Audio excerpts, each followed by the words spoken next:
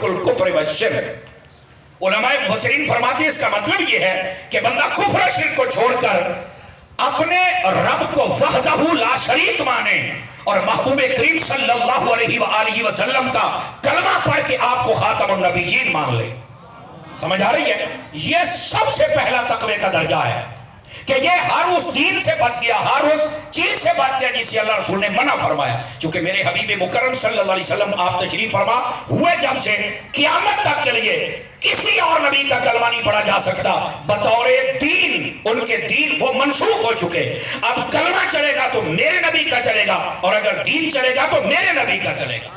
بلکہ قرب قیامت جب حضرت عیسیٰ علیہ السلام جلوہ گری فرمائیں گے تو وہ بھی کلمہ تیرے اور میرے نبی کا پڑھے۔ آواز پھر کمزوروں والی آپ کو سمجھ آ رہی ہے تو وہ تر کو سبحان اللہ ماشاءاللہ کہہ دے رہو خیر ہے۔ اور دائیں بائیں جو دیکھ رہے ہیں نا، ابھی میں دیکھ رہا ہوں سٹیج پر بھی اور نیچے بھی کچھ بے چینی ہے، آنے والے آئیں، اب آپ نے نہ کسی کو ہاتھ کا اشارہ کرنا، نہ اٹھانا، نہ بٹھانا، جیڑا آوے جتنے بہ جاوے، تھوڑی دیر کے لیے مجھے ٹائم دے تاکہ میں آپ کو سبق سناؤں۔ ناراض تو نہیں ہوئے آپ حضرات؟ نہیں ہوئے تو سبحان اللہ فرماؤ، پھر اگلی گل کریں۔ گرامی قدر حضرات، سب سے پہلے تقوی کا درجہ ترک الکفر والشرک، کہ بندہ کفر و شرک کو چھوڑ دے اور بندہ دائرہ اسلام میں آ جائے، یہ تقوی کا پہلا درجہ ہے۔ اب جب اس نے کلمہ پڑھ لیا، اسلام قبول کر لیا، اس دائرے کے اندر آ گیا، یقیناً سعادت مند ہے۔ لیکن علماء فرماتے ہیں پھر تقوی کا اگلا درجہ ہے، سیڑھی ہوتی ہے نا، آپ نے بلندی پر جانا تو پہلے سیڑھی پر قدم، پھر دوسری پر، پھر تیسری پر، ایسے ہی ہوتا ہے نا۔ اب پہلی سیڑھی تقوی کی یہ جو میں نے بتا دی، اب دوسری کیا ہے؟ علماء فرماتے ہیں وہ ہے ترک المعاصی۔ تقوی کا دوسرا درجہ یہ ہے کہ بندے نے جب کلمہ پڑھ ہی لیا ہے تو پھر کلمے والے رب رسول کی بات کو ہی مان لے، ہر وہ کام چھوڑ دے جو ان کی نافرمانی ہو۔ یہ تقوی کا دوسرا درجہ ہے۔ پہلا ایمان قبول کرے، اس دائرے میں آ جائے، اور دوسرا ہر قسم کے گناہ اور ہر قسم کی معاصی جتنے بھی ہیں ان سب کو چھوڑ دے۔ کیوں؟ علماء فرماتے ہیں تقوی کا پہلا درجہ یہ ہے، اب میں تھوڑا سا آسان کر رہا ہوں اور مولانا روم کی بولی میں بتانے لگا ہوں۔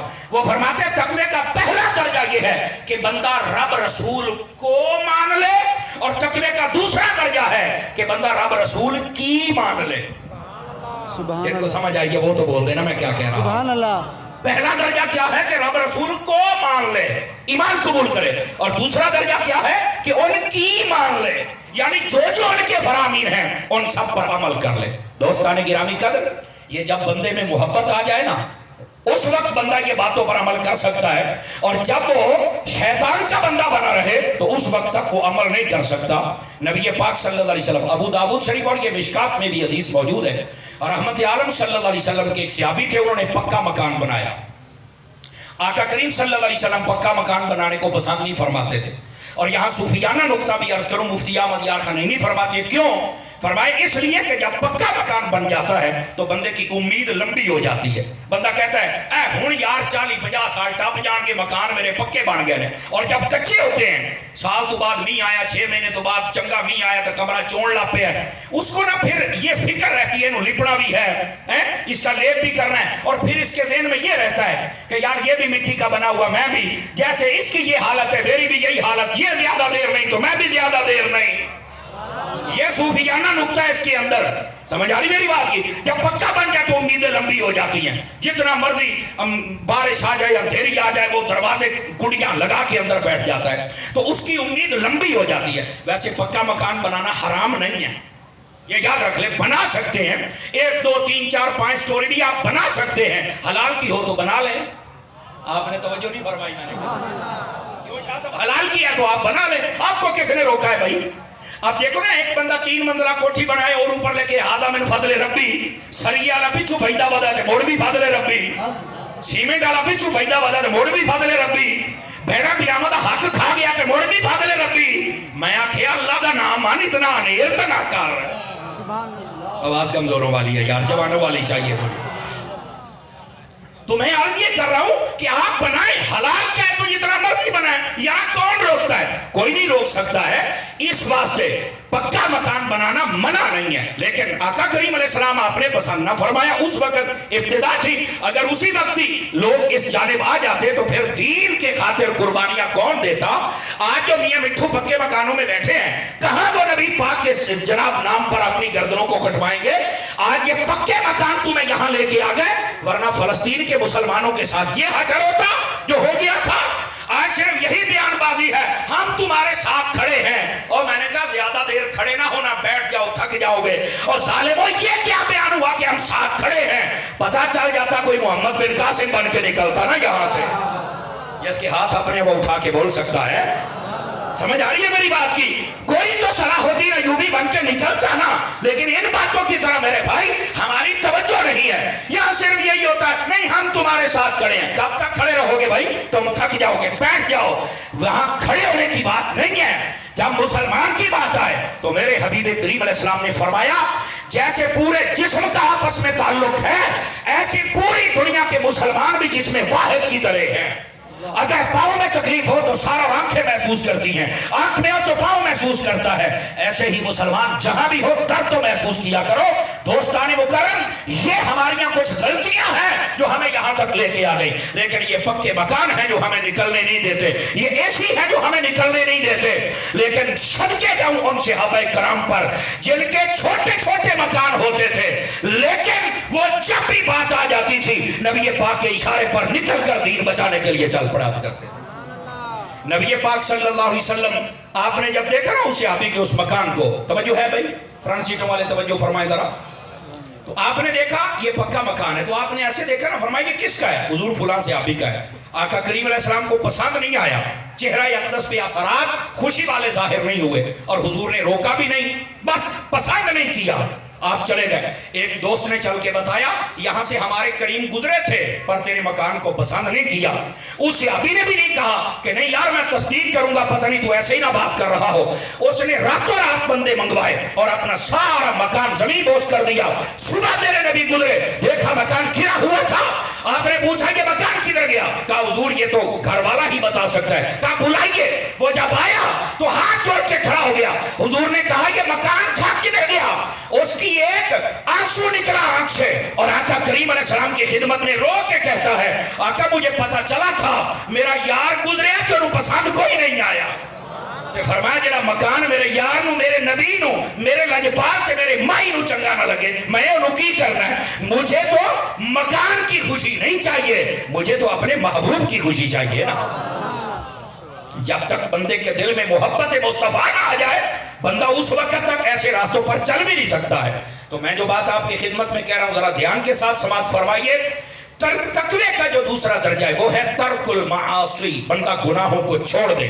پہلا درجہ کلمہ پڑھے، دوسرا درجہ کلمے والے رب رسول کی مان لے، اب تیسرا درجہ فرمایا ترک المتشابہات۔ تقوی کا تیسرا درجہ یہ ہے بندہ شبہ والی چیز کو بھی چھوڑ دے۔ بہت ساری چیزوں میں بندے کو شک ہوتا ہے لیکن بندہ پھر بھی کر گزرتا ہے۔ فار ایگزامپل آج کل کے دور میں سب سے زیادہ شک ہوٹل پر بیٹھ کر گوشت کھانے میں ہے۔ اگر کوئی ہوٹل والا ہے تو وہ ناراض نہ ہو کہ مولوی روکتا پہ ہے، میرا خیال یہ بھی میرج ہال ہے تو میرج ہال والے پریشان نہ ہو۔ میں صرف کہہ رہا ہوں لوگوں نے شک ڈال دیا کہ فلاں جگہ پہ کھوتا کھلایا گیا، فلاں جگہ پہ مرداد کھلایا گیا، فلاں جگہ پہ کتا کھلایا گیا، کہتے ہیں کہ نہیں کہتے ہیں؟ تو شک تو آ گیا نا، لیکن اس کے باوجود کوئی دوست ہتھے چڑھ جائے، آج نے تیرے کو آج بکرا ہی کھانا ہے، حالانکہ دل میں چندہ بھی پتہ نہیں ہے بکرا ہے یا مڑ آہو اگلی گال مڑ میں نہیں نہ کرتا، سمجھ گیا ہی ہو سو نا، سمجھ آئی؟ لیکن اس کے باوجود چونکہ وہ ہتھی آ گیا ہے، وہ دی آپ لکھنی ہے پھٹی، تو جلے پھٹی لکھنی ہے تو بڑا پر بھیڑ جانا جو مرضی ہو میں، جبکہ ایسی بات نہیں ہونی چاہیے۔ جب دل میں شک ہے کیوں قریب جاتے ہو؟ سیدی و سیدنا نعمان ابن ثابت، حضرت امام اعظم ابو حنیفہ رضی اللہ عنہ تابعی بزرگ ہے، آپ نے ایک مرتبہ کلاس میں بیٹھ کر سبق پڑھانا شروع کیا، ایک شخص آ گیا، اس نے کہا حضرت دعا فرمائیں میری بکری گم ہو گئی ہے، مہربانی کرو لب جاوے میں بڑا غریب ہوں۔ تو آپ نے اس کی بات سن لی، دعا تو کر دی، پر فرمایا شہر کے ماہر قصائی بلا کے لے کے آؤ۔ وہ آ گئے تو کہا بتاؤ بکری اگر اتنی عمر کی ہو جتنی اس نے بتائی تھی یہ کتنے سال تک زندہ رہے گی؟ انہوں نے کہا اگر اس کیفیت کی بکری ہو تو یہ کم و بیش 7 سال تک زندہ رہ سکتی ہے، اسے یا یہ جناب ذبح ہو کے کھا لی جائے گی یا مر جائے گی یا بس اتنا ہی ہے آئیڈیا۔ امام اعظم نے 7 سال تک بکرے کا گوشت نہیں کھایا۔ آواز کمزوروں والی ہے، جوانوں والی نہیں ہے۔ 7 سال تک آپ نے گوشت نہیں تناول فرمایا۔ 7 سالوں کے بعد جب شروع کیا تو آپ کے کئی تلامذہ مریدین انہوں نے آ کے کہا حضرت ہم نے دیکھا آپ نے اتنا عرصہ تک نہیں کچھ کھایا، بکرے بکرے کا گوشت، اس کی وجہ کیا تھی آج شروع کیا؟ فرمایا تم نے دیکھا تھا فلاں دن وہ بندہ آیا تھا جس نے دعا کروائی تھی، فرمایا تم نے میری دعائی دیکھی ہے، میں تو آگے بھی دیکھتا رہا کہ ہو سکتا ہے وہ بکری چوری ہو گئی ہو اور کسی بکتے بکاتے کسائی کے ہتھے چڑھ جائے اور وہ بوٹیاں بنا کے شہر میں تقسیم کر دے، کوئی خرید کے لے آئے اور کوئی اس کا کھانا بنائے اور وہ بوٹی میرے سامنے نہ آ جائے، میں کھا نہ بیٹھوں۔ اگر اللہ نے قیامت والے دن پوچھ لیا کہ جب لوگوں کی بکریاں گم ہوتی تھی تو گوشت کھاتا تھا، تو میں کیا جواب دوں گا؟ جب بندے کا تقوی اس درجے پر آ جائے تو اللہ اس بندے کو پھر امام اعظم جیسا رتبہ عطا فرما دیتا۔ آج ہمارے یہاں بہت ساری چیزوں میں ہمیں شک ہوتا ہے، لیکن اس کے باوجود وہ سارے کھا پی رہے، پوچھنے والا کوئی نہیں۔ ترک المتشابہات، فرمایا جب بندہ مومن شک شبے والی چیزیں چھوڑ دیتا ہے تو فرمایا اس وقت یہ کامیاب ہو جاتا ہے۔ آپ دیکھیں نا ہماری مارکیٹوں کے اندر تھوڑی سی دکھتی رگ کے اوپر بھی ہاتھ رکھ لو اگر آپ توجہ فرمائیں تو۔ ہمارے یہاں عمومی طور پر ایسے لوگوں کو سپورٹ کیا جاتا ہے جو 2 نمبری میں آگے ہوتے ہیں۔ میں آپ کو ایک مثال دیتا ہوں، گاڑی کے پارٹس بھی لینے ہونا تو کہتے ہیں فلاں بازار میں چلے جاؤ بڑے سستے لگ دے رہے، آپ نے کپڑا لینا ہونا تو کہتے ہیں یار آپ فلاں دکان پہ نہیں، فلاں مارکیٹ ہے لاہور کے اندر وہاں چلے جاؤ، ہر قسم کا اعلیٰ کپڑا بڑا ہی سستا ملتا ہے، حالانکہ پتا تمہیں بھی ہے کہ وہ کہاں سے آیا ہے۔ کا چوپ ہو گیا نا، یہ مطلب ہوں چوری بدی گئی تو سارے چوپ، یہ اصل مسئلہ ہوتا ہے۔ گرامی قدر حضرات، یہ صرف یہاں تک بات نہیں ہے کہ آپ کہیں کہ مولوی صاحب ہماری بات کر کے چلے جائیں گے، میں حضرت عطار کا مرید ہوں، دونوں جانب سے بات ہوگی۔ اب دیکھیں بس اوقات یہ پیران طریقت یا مفتیان ملت یا سناخانہ شیری لسان اور نقبا حضرات، ان کو بھی لوگ تحفہ دے کے، مجھے ایک بندہ تحفہ دے کے گیا ہے، مجھے سوچنا تو چاہیے نہیں کہ مجھے تحفہ دے کے کیوں گیا ہے، کس بات پہ تحفہ دے کے گیا ہے؟ آپ نے توجہ نہیں فرمائی، گالو کھیلڑی آ گئی ہے۔ اب تو آپ کو خوش ہونا چاہیے تھا کہ پہلے میں تو انہوں گال کی تو اپنی برادری نو بھی کرتا پہ ہاں، سمجھ آ رہی نا؟ یہ کس لیے؟ اگر انتظامیہ مسجد کا صدر مجھے ہر ہفتے سوٹ دے رہا ہے، کیا وہ اس لیے تو نہیں دے رہا کہ مولوی صاحب میرا سوٹ دا کام نہیں، میرے سوٹ لئی رکھی پر سوٹ تے تقریر نہ کریں؟ کہیں یہ مسئلہ تو نہیں ہے؟ چاستے اوتھے ہی ہونی ہے نا، وہ تیری خدمت بھی کرے پر تو انہوں آخ پترا جو مرضی دے لے، میں دینوں بیان کران گا جیڑا مصطفیٰ دے نواسے نے کربلا دے وچ بچایا جو دین سنا۔ دیکھا نا آواز کمزورانی ہو گئی نا، جبانہ دی سارے چپ ہو گئے۔ دوستان مکرم اس واسطے پیروں کے پاس جب لوگ نذرانے لے کے آتے ہیں ان کو بھی چاہیے دیکھیں یہ دینے والا ہے کون، آیا کہ اس کا نذرانہ لینا بھی چاہیے کہ نہیں لینا چاہیے، وہ کہیں رافضی تو نہیں، تفصیلی تو نہیں، نافی تو نہیں، خارجی تو نہیں، ایسے ہی ہر بندے کے ہاتھ چمبا رہے ہو، 500 روپے کی خاطر اپنے عقیدے بیچ رہے ہو۔ ایسے ہی مفتیان ملت کے لیے بھی یہ ہے، ہر برتن میں سے کھانا نہ کھاؤ، تمہیں مصطفیٰ نے پہلے تھوڑے ٹکڑے نہیں کھلائے ہوئے۔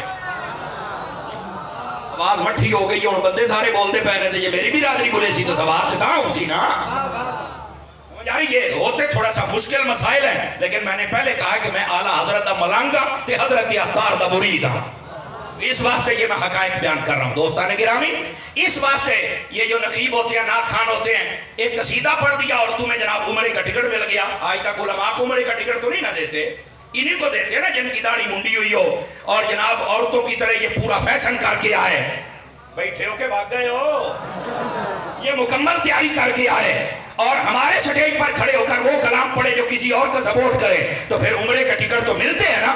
چونکہ ایک منٹ میں محترم عطاری صاحب سے یہ گزارش کرتا ہوں کہ انشاءاللہ عمرہ کھلے گا تو آپ کو عمر ٹکٹ گروپ آف پراپرٹی کی طرف سے دیا جائے گا، ہماری طرف سے آپ کو عمرے کا ٹکٹ۔ اللہ نعرہ تکبیر، کیا کہنے، نعرہ رسالت، نعرہ تحقیق، نعرہ حیدری، کیا بات ہے۔ یہ یقین فرمائے میں خوش آمد نہیں کر رہا، میں نے پہلے بندہ دیکھا ہے جس نے اتنا دل نکالا ہے۔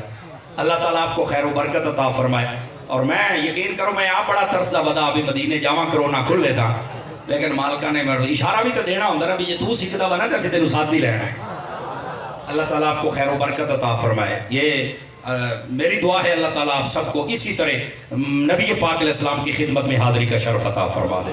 بہت شکریہ آپ کا، بڑی محبت آپ کی، مجھے بڑی خوشی ہوئی، لیکن یہ ایک تلخ حقیقت ہے جس کی طرف میں اشارہ کر رہا ہوں۔ دوستان گرامی قدر، عرض کرنے کا مقصد یہ اگر ہمیں کوئی دے رہا ہے تو ہمیں دیکھنا پڑے گا کیوں، سمجھ آ رہی ہے میری بات کی، یہ کیوں دے رہا ہے؟ अजीदान मुकर्रम, फिर देखो ये बंदा कौन है। आपने तवज्जो नहीं ना फरमाई मैं क्या कह रहा हूं। उसके बाद चूंकि जब हम इन बातों पे आ जाएंगे तो फिर मजा ही अलग हो जाएगा। शुबे वाली चीजों से जैसे लोगों को बचना है, वैसे ही मेहराब मिंबर के वारिसों को भी बचना है। जब ये बचेंगे तो इनकी जबान की तासीर ही कुछ और हो जाएगी। गिरामी कदर हज़रात, अब आ जाइए, ये तकवे के 3 दराजात थे जो मैंने आपके सामने अर्ज किए। अब अगली बात फरमाया वक़ूलू क़ौलन सदीदा। जब तकवा इख्तियार कर चुको तो उसके बाद क्या करना है? फरमाया फिर तुमने सच बोलना है, हक बोलना है। अब ये बात बड़ी खास है। सच क्या है? नबी करीम अलैहि सलाम ने इरशाद फरमाया, तिरमिज़ी में रिवायत मौजूद है, फरमाया अस्सिद्क़ु तमानियतुन वल किज़्बु रिबतुन। फरमाया सच बंदे को सुकून देता है और झूठ बंदे को बेसुकून कर देता है। सच बोलने वाला बेशक कमजोर बंदा हो, लेकिन फिर भी वो ताकतवर होता है। क्यों? उसे अल्लाह की रहमत पे पूरा भरोसा होता है। और झूठ बोलने वाला, वो पूरे इलाके का सरबराह चौधरी और सेठ क्यों ना हो, वो कमजोर होता है। उसे पता है मेरा झूठ खुल गया तो मेरे पल्ले कुछ नहीं रहेगा।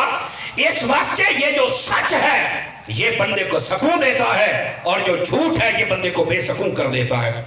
इसी वास्ते नबी करीम अलैहि सलाम ने इरशाद फरमाया, मुस्तदरक के अंदर अल्लामा हाकिम ने इस हदीस को लिखा, आका अलैहि सलाम ने इरशाद फरमाया, अलैकुम बिस्सिद्क़, फरमाया लोगों तुम्हारे ऊपर लाजिम है कि सच का दामन थाम लो। क्यों? फरमाया इन्ना सिद्क़ यहदी इलल बिर, फरमाया ये सच नेकी तक लेके जाता है। वल बिर्रु यहदी इलल जन्नह, और ये जो नेकी है ये बंदे को सीधा जन्नत में लेके चली जाती है। और फरमाया अलैकुम बिल किज़्ब व इय्याकुम बिल किज़्ब, फरमाया तुम्हारे लिए जरूरी है झूठ से भागो, पीछे हट जाओ। क्यों? नबी करीम अलैहि सलाम ने इरशाद फरमाया, इन्नल किज़्ब यहदी इलल इस्म, फरमाया ये जो झूठ है ये बंदे को गुनाह तक लेके जाता है। वल इस्म यहदी इलन नार, और जो गुनाह होता है ये बंदे को जहन्नुम में लेके चला जाता है। इस बात से फरमाया सच इख्तियार करो। हुजूर अकरम तशरीफ फरमाते से हाँ में हदीस मौजूद है, रहमत आलम अलैहिस्सलाम से एक बंदे ने सवाल किया, हुजूर ये बताइए मोमिन बुज़दिल होता है? फरमाया हाँ, कभी कभार मोमिन बुज़दिली कर जाता है, होना नहीं चाहिए, शारीन हदीस लिखते हैं, लेकिन कभी कभार मोमिन बुज़दिली कर जाता है।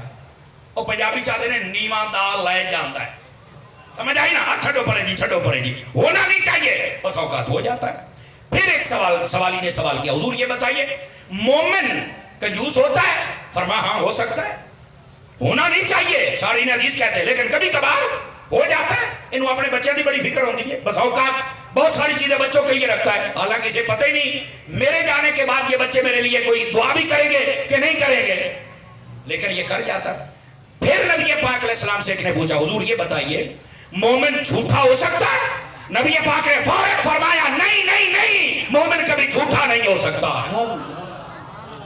बुज़दिल भी हो सकता है, कंजूस भी हो सकता है, पर झूठा, आवाज कमजोरों वाली है, जवानों वाली नहीं है। मोमिन कभी झूठा नहीं हो सकता है। इस बात से ईमान वाले अल्लाह रब्बुल इज्जत ने फरमाया जब तुम तकवा इख्तियार करो फिर सच को इख्तियार करो। आज देखना हमारी जिंदगी में सच कितना है। अब ये सच मुआशरे से रुखसत हो गया। ईवाने बाला में बैठे लोगों से लेकर एक जूता गांठने वालों तक ये कौम की अक्सर हवा झूठ में मुब्तला है, जिसका खमियाजा हमें भुगतना पड़ रहा है। यहाँ पर बसा औकात औलाद अपने वालिदैन से और बसा औकात वालिदैन अपनी औलाद से, उस्ताद अपने शगिर्द से, शगिर्द अपने उस्ताद से, इलाके का सरबराह अपनी रियाया से और रियाया अपने सरबराह से। इसी तरह जितने शोबाए जिंदगी है वो एक दूसरे से झूठ बोलते हैं, जिसकी वजह से आज हमारे मुआशरे से वो बरकत, वो इनायात, वो नवाज़िशात, वो करामात, वो फज़ाइल जो पहली उम्मतों को और पहली कौमों को मिलते थे, इस सच की बदौलत वो नहीं मिल रहे। वरना ये याद रखो, सच वो अजीम फल है जिसका मजा दुनिया में भी आला है, जिसका मजा कब्र व हशर में भी आला है। गिरामी कदर हज़रात, इस वास्ते नबी करीम अलैहिस्सलाम ने इरशाद फरमाया, इमाम राज़ी रहमतुल्लाह तआला अलैह, आप तफसीर कबीर के 11वें पारे में इस रिवायत को लेके आए। बड़े बड़े मुहद्दिसीन इकराम आपने सच वाले चैप्टर के अंदर इस रिवायत को लिया है। आप तवज्जो फरमाएं तो सुना दूं आपको ये सच क्या है। नबी करीम अलैहिस्सलाम तशरीफ फरमाते, एक शख्स आ गया आपके पास, उसने कहा हुजूर मैंने कलमा पढ़ना है, बताइए मुझे क्या करना पड़ेगा। फरमाया नमाज पढ़नी पड़ेगी। उसने कहा ठीक है, और फरमाया सदका देना पड़ेगा, ज़कात अगर फर्ज होगी। उसने कहा ठीक है, और फरमाया कि ऐलान हो गया तुझे जिहाद करना पड़ेगा। जी आका ये भी ठीक है। और नबी करीम अलैहिस्सलाम ने फरमाया कि ये सब कुछ पूछना चाहता है। हुजूर ने फरमाया बात सुन भाई, तेरे अंदर जितनी भी आदात व खसलतें बुरी हैं वो छोड़नी पड़ेगी। मिसाल के तौर पर बदकलामी, झूठ, गीबत, चुगली, चोरी, ये बदनिगाही, जो कुछ है ये सब कुछ यकसर छोड़ना पड़ेगा। उसने कहा ठीक है फिर कभी आके कलमा पढ़ेंगे। नबी पाक अलैहिस्सलाम ने मुस्कुरा दिया और फरमाया इतनी तफसील भी पूछते हो और कलमा भी नहीं पढ़ते हो? नहीं तवज्जो फरमाई आप हज़रात ने, फ्रंट सीटों वाले और आगे स्टेज तवज्जो फरमाई। इतनी तफसील पूछी है और कलमा भी नहीं पढ़ रहे हो। हुजूर मुस्कुरा पड़े और फरमाया और या मेरे नेड़े थे आना, अब जो हुजूर को पसंद आ जाए उसकी क्या शान होगी। वो करीब आ गया। मेरे आका ने फरमाया कलमा क्यों नहीं पढ़ता? उसने कहा जी नमाज भी मैं पढ़ लूंगा, फर्ज हो गई ज़कात भी दे लूंगा, फर्ज हो गया जिहाद भी कर लूंगा, फर्ज हो गया हज भी कर लूंगा, लेकिन ये यकदम कैसे छोड़ दूं? ये झूठ कैसे छोड़ दूं? चोरियां कैसे छोड़ दूं? लड़ाइयां झगड़े कैसे छोड़? हमारी ये आदत है, यकदम कैसे छोड़ूं? इसके लिए तो टाइम लगेगा, तो मैं नहीं कलमा पढ़ूंगा। नबी पाक अलैहिस्सलाम ने फरमाया अच्छा तेरा मसला भी ठीक है, लेकिन फरमाया कुछ मान ले तो कुछ मना ले। अब मैं यहाँ एक जुमला देने लगा हूँ स्टेज से आखिरी बंदे तक, पहचानना है किसको समझ आया। इसका मतलब ये है मेरे नबी हैं तो बाइख्तियार ना, फिर तभी सभी बातें कर सकते हैं। मेरे नबी ने जब ये कहा उसने कहा हुजूर बताइए आप क्या कहना चाहते हैं? हुजूर ने फरमाया तू मेरे साथ ना सिर्फ एक चीज का वादा कर ले, सिर्फ एक चीज का। क्या? फरमाया बस तुमने झूठ नहीं बोलना। आवाज ही कोई नहीं, सुते पे हो यार, तुसी इंतजार च सदोड़िया ते माइयां दे, मैं तो कोई नहीं हो पढ़ने। मैं जो बात कह रहा हूँ जरा इसको समझने की कोशिश करो मेरे भाई। इस कौम को खुदा दा नाए दौड़िया माइयां तो बचा लो यार, अल्लाह दा नाए ने आए दा अशर होया पिया, कर लो यार, खुदा दा नाए कर लो, चंगे रास्तों में तुम दसदा पिया। ये अवेयरनेस दिया करें अपनी कौम को, ये बड़े जरूरी होते हैं। हाँ जब कोई अशार पढ़ता है तो जरा नोटों की दत्तियां वाह आ जाती हैं, वो अलग बात है कि हम खाली जाएंगे, लेकिन इसका खुदा की कसम ये चंद टके ना हो तो कोई मसला नहीं है। लेकिन यार हुजूर का दीन अगर तुम्हारे सीने में आ जाए, हमें और क्या चाहिए? इस वक्त पैसों की तरफ ना तवज्जो करें। जितने भी स्टेजों पर बैठने वाले लोग हैं इनको चाहिए कि असल हकायक की तरफ तवज्जो करें, जेड़े तुहाडे मुकद्दर दे हुए रब भी जाने। समझ आ रही है? अब भाई जरा तो मैं कह रहा हूं दौड़ा भाई, यानी हकीकत सुनिए। हुजूर ने फरमाया सिर्फ झूठ नहीं बोलना, सच बोलना। वो ना उसने कहा फिर फरमाया बाकी तुझे इख्तियार है जो तू करेगा, मेरे सामने सच बोलना ही। वो पंजाबी चाहते भी ओ हाई तत्ते ता समझ लियो ना है, मतलब उसी वक्त बात हो रही थी। उसने कहा ये तो काम ही बड़ा सौखा है, मौजान लग गई भाई को सच ही बोलना है। उसने कहता मौजान लग गई बाकी जो इख्तियार है। उसने आखा जी डन हो गया, मैं बिल्कुल तैयार हूं। फरमा ओके ओके, फरमा जा। अब वो चला गया, दिल में यही है, कहने लगा वाह क्या बात है, मौज लग गई है, सिर्फ सच है, झूठ नहीं बोला। बल्ले बल्ले उसे कमाल हो गया जी। अब जब गया ना घर तो जाहिर सी बात है नबी पाक सल्लल्लाहु अलैहि वसल्लम की सोहबत बाबरकत का फैज भी तो होता है ना। समझ आ रही है? आप देखें ना ये सोहबत की बरकत होती हैं। आप मस्जिद से नमाज पढ़ के निकले ना, दरवाजे पर ही आपसे कोई झगड़ पड़े तो आप उसको गाली नहीं देते, आप कहते भाई यार मैं नमाज पढ़ के मैं खराब नहीं करना चाहूँगा। ऐसा ही है ना, आप उमरा करके आ जाए ना तो महीना 2 महीने तुसी ना कोई नमाज छड़ दियो ते ना किसी को गाल कर दो, नहीं यार मैं उमरा कर इन है ना, ये मतलब है भी मालकां दे कोल जान दा कोई फायदा ते है ना। और मट्ठे बोलते पे हो यार, इसका मतलब है कुछ फैज है। तो जो 1400 साल के बाद दरे दौलत पे चले जाए, अगर उसके दिल की दुनिया बदल जाती है, जिस पर निगाह मुस्तफा डाल दे, बताओ फिर उसका रुतबा क्या होगा?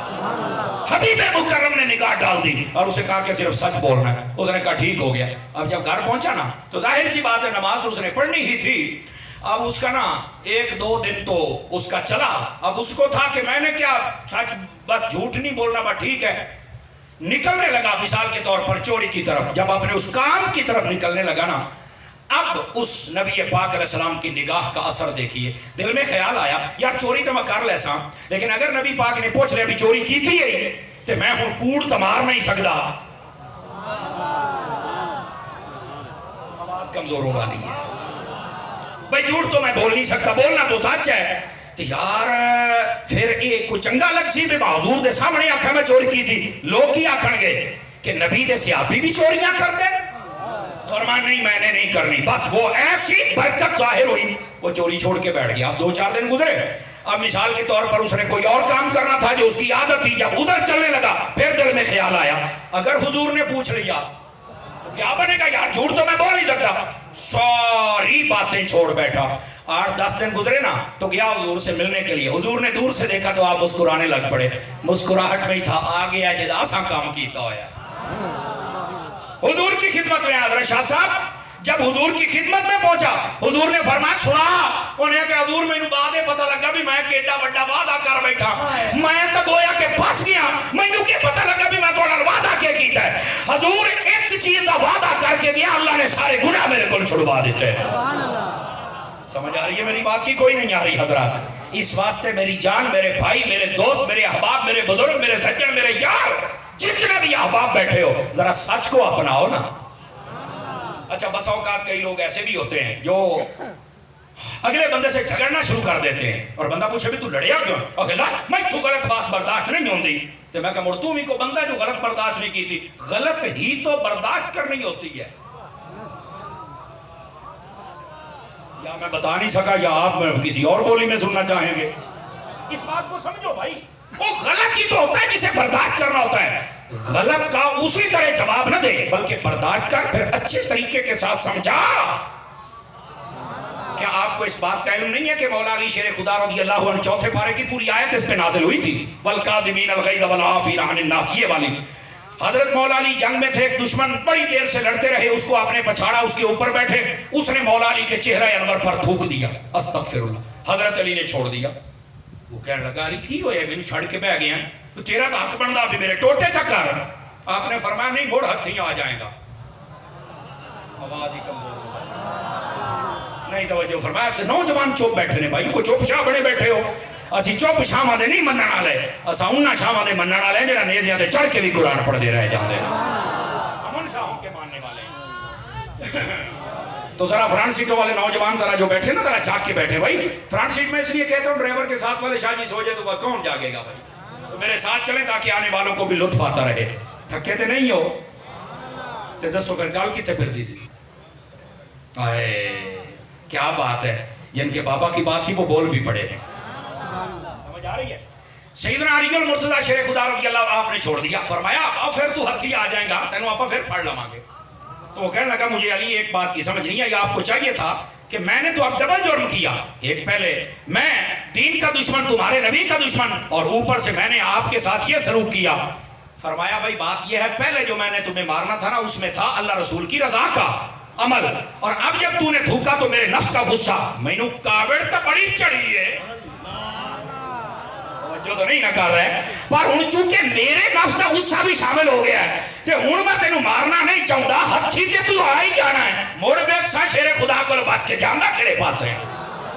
آپ نے جب یہ بات کی تو وہ کہنے لگا اتنا پیارا دین ہے کہ تم اپنے لیے کسی کو کچھ کہتے ہی نہیں ہو۔ کہا نہیں ہم اپنے لیے نہیں کہتے، کیونکہ نبی کریم علیہ السلام نے ایک مرتبہ فرمایا تھا، صحیح میں حدیث موجود ہے، آپ نے فرمایا صحابہ کرام سے ای الاعمال احب الی اللہ تعالی، فرمایا لوگوں بتائیے سب سے بہترین عمل کون سا ہے؟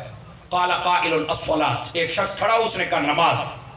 نبی کریم علیہ السلام نے فرمایا ہاں یہ ہے، پر بتاؤ اللہ کی بارگاہ میں سب سے پسندیدہ عمل کون سا ہے؟ قال قائل الزکات، دوسرا کھڑا اس نے کہا زکات ہے، فرمایا ہاں یہ بھی ہے، پر بتاؤ سب سے زیادہ پسندیدہ کون سا ہے؟ قال قائل الجہاد، ایک شخص کھڑا اس نے کہا جہاد، فرمایا ہاں یہ بھی ہے، پر بتاؤ سب سے پسندیدہ کون سا ہے؟ صحابہ نے ہاتھ باندھ دیے، حضور ہمیں جتنا علم تھا ہم نے بتایا کہ نماز ہے یا زکات ہے یا جہاد ہے، اب آپ کیا کہنا چاہتے ہیں ذرا بتائیے تاکہ ہم بھی سنیں۔ فرمایا احب الاعمال الی اللہ تعالی الحب للہ والبغض فی اللہ، اللہ کی بارگاہ میں سب سے پسندیدہ عمل یہ ہے بندہ کسی سے پیار کرے تو اللہ کی رضا کے لیے کرے، اگر کسی سے نفرت کرے تو اللہ کی رضا کے لیے کرے۔ سمجھ آ رہی ہے؟ کوئی نہیں آ رہی میں کیا کہہ رہا ہوں؟ یہ بھی اصلاح کرنے والی بات ہے۔ بعض کہتے نہیں ہمارے پاس جو بھی آ جائے ہم محبت کرتے ہیں، اور میں کہا تو زیادہ سیانا ہے ہوئے، تیرے کو جو بھی آ جائے پیار کرنا ہے، کھلوندہ نہیں تو تیرے باپ کا دشمن آ جائے اس سے تو پیار کرتا نہیں ہے، صحابہ اور اہل بیت کا دشمن ہے پھر بھی پیار کرے گا ظالم۔ آواز بٹھی ہوگی جی ٹکر کھاندے ہو تو حلال کیتا کرو نال نال، خیر ہے، یہ کون سی بات ہے؟ اپنا کو معیار بنا، یاد رکھو اس دنیا میں نبی پاک صلی اللہ علیہ وسلم نے جو چیزیں عطا فرمائی نا، ان میں سے انمول چیزیں صحابہ اور اہل بیت ہے. اگر ان کی عزت کوئی نہیں کر سکتا تو پھر ہم اس کی عزت کیسے کر سکتے ہیں؟